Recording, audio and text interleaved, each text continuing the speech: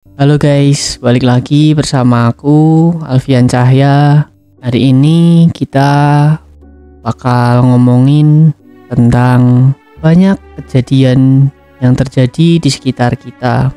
Bisa terjadi pada orang dewasa, anak-anak, dan terutama terjadi pada seorang remaja.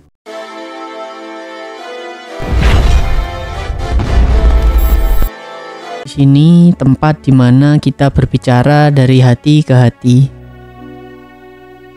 Kita akan menyelami sebuah topik yang seringkali tersembunyi di balik senyuman, yaitu depresi pada remaja. Kalau kamu pernah merasa sendirian, terjebak dalam pikiran yang gelap, tak tahu mau ngapain, kamu merasa nggak cukup baik, aku pengen bilang kamu nggak sendirian.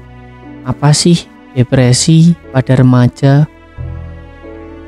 Depresi pada remaja lebih dari sekedar kamu merasa sedih.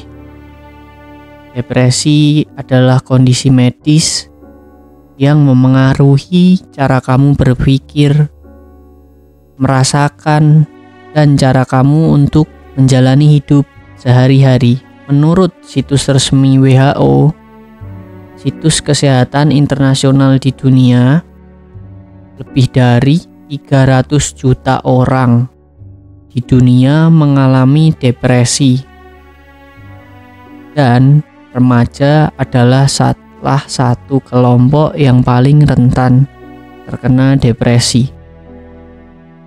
Gejala depresi pada remaja bisa seperti kehilangan minat, kelelahan secara terus-menerus, sulit tidur, atau bahkan tidur yang terlalu banyak, hingga merasa diri mereka tidak berharga untuk lingkungannya. Misalnya deh, ada seorang remaja yang bernama Andi, yang dulunya dia adalah siswa yang sangat aktif bermain untuk klub olahraga. Tiba-tiba dia kehilangan semangat dan lebih sering mengurung diri di dalam kamar. Ia merasa semua usahanya tidak berarti, bahkan untuk hal-hal yang ia cintai sebelumnya. Tetapi di tengah itu semua, seringkali orang tua kita atau orang yang lebih dewasa dari kita hanya menganggap itu tadi adalah fase yang terjadi dalam setiap remaja, yang mungkin akan lewat begitu saja, seperti misalnya yang dialami oleh Siti yang terus diberitahu oleh keluarganya bahwa dia hanya kurang bersyukur, padahal sebenarnya ia hanya membutuhkan seorang bantuan psikolog profesional. Nah, mengapa sih depresi pada remaja seringkali kita tidak bisa melihatnya? Gini, kita kan hidup di zaman sosial media, di mana tekanan untuk kita terlihat bahagia dan sempurna di depan umum itu sangat besar tekanannya. Jadi bagaimanapun kondisi kita harus tetap bahagia gitu di mata orang lain. Nah, banyak remaja yang terjebak dalam perlombaan untuk menunjukkan hidup sempurnanya masing-masing. Padahal di balik layar, di balik itu semua, mereka itu merasa hampa, mereka merasa sendiri, mereka merasa tidak berharga. Contohnya, Rina yang selalu memposting foto-foto bahagia di Instagramnya, tetapi Rina di malam hari, ia seringkali menangis sendirian di dalam kamar karena ia merasa tidak pernah cukup baik di mata orang lain, di mata penonton-penontonnya di Instagram. Padahal ia tidak merasakan kebahagiaan itu. Banyak remaja yang merasa sulit untuk berbicara tentang apa yang mereka rasakan karena takut dihakimi atau tidak dapat dimengerti oleh orang lain. Nah, ada stigma bahwa kalau kamu membicarakan kesehatan mental, itu artinya kamu lemah. Padahal tidak ada yang lebih kuat daripada menghadapi emosi diri kalian sendiri.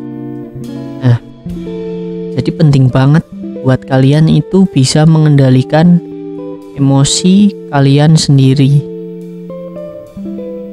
Pernah dengar nggak kalian istilah high functioning depression? Istilah itu artinya banyak remaja seperti contohnya Dimas yang tetap mendapat nilai bagus di sekolah, aktif dalam berbagai kegiatan yang dia ikuti di sekolah seperti ekstrakurikuler, terus tambahan pelajaran dan ekskul lainnya. Tapi sebenarnya dia ketika sendiri itu menyimpan perasaan yang gimana ya, mungkin cuman segini. Dia merasakan rasa putus asa yang mendalam di dalam dirinya.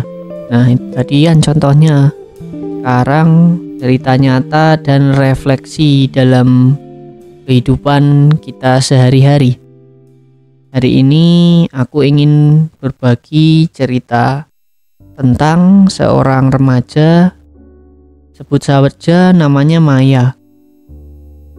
Maya ini adalah murid yang sangat pintar dan pokoknya terkenal lah, temennya banyak, disukai guru dan lain-lainnya. Dari luar hidupnya tampak sangat sempurna sekali.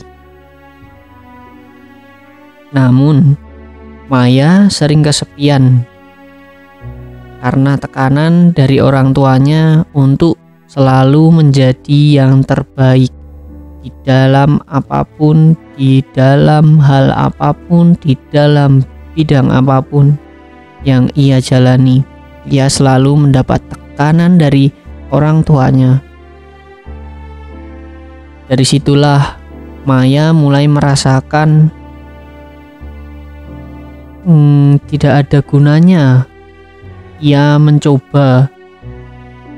Dan ia sering berpikir, kalau aku gagal sekali aja, semua orang pasti akan kecewa. Karena semua orang sangat berharap bahwa kehidupanku selalu sempurna dan tidak boleh ada yang gagal. Padahal Maya ini masih seorang manusia. Suatu hari Maya memberanikan diri untuk menceritakan apa yang dirasakannya selama ini pada seorang guru yang ia sudah percayai. Guru itu tidak menghakimi, tetapi mendengarkan dengan penuh empati apa yang diceritakan Maya tentang perasaannya selama ini. Dukungan kecil ini menjadi awal perjalanan Maya untuk mencari bantuan seorang profesional di bidangnya. Nah, cerita tadi menunjukkan bahwa kita tidak pernah benar-benar tahu apa yang sedang dihadapi oleh orang lain. Itu sebabnya penting sekali untuk selalu bersikap baik pada siapapun, dimanapun, kapanpun. Kalau kamu dengar cerita ini dan merasa, ini aku banget, aku pengen bilang, aku dengerin kamu, suara kamu penting. Ya begitulah refleksinya. Sekarang gimana sih cara menghadapi dan mencari bantuan kalau misal kita tahu atau kita sendiri bahkan yang mengalami situasi seperti depresi.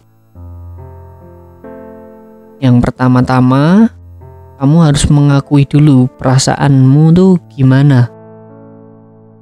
Nggak apa-apa untuk kamu bilang nggak baik-baik aja. Mengakui perasaan sendiri itu bukan berarti kamu lemah kok, tetapi tanda bahwa kamu pengen berubah. Kamu pengen ada perubahan yang ada di dalam dirimu untuk menjadi lebih baik. Coba aja kamu bicara dengan seseorang yang kamu sudah percayai, misalnya teman, keluarga, atau mungkin guru, atau senior-senior yang lain. Misalnya seorang remaja bernama Raka merasa lebih lega setelah berbicara dengan sahabatnya tentang tekanan yang ia rasakan saat ia berada di dalam rumahnya. Sahabatnya kemudian membantu Raka untuk mencari konseling seorang guru di sekolah agar cerita-ceritanya dapat didengarkan dan lebih diarahkan jika ia mencari bantuan seorang profesional tentunya. Kalau ngerasa sulit, ada layanan konseling dan hotline di negara kita ini.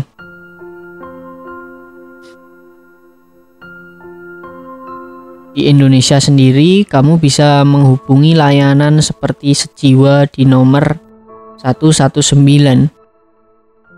Selain itu, kamu bisa coba cari aktivitas yang membantumu merasa lebih baik seperti menulis jurnal atau meditasi atau olahraga ringan, misalnya seperti yoga atau jalan-jalan di sore hari, di pagi hari.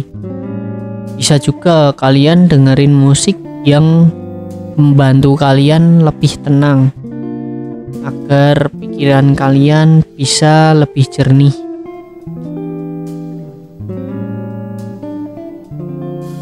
Oke, dari sepanjang itu tadi yang aku ceritakan,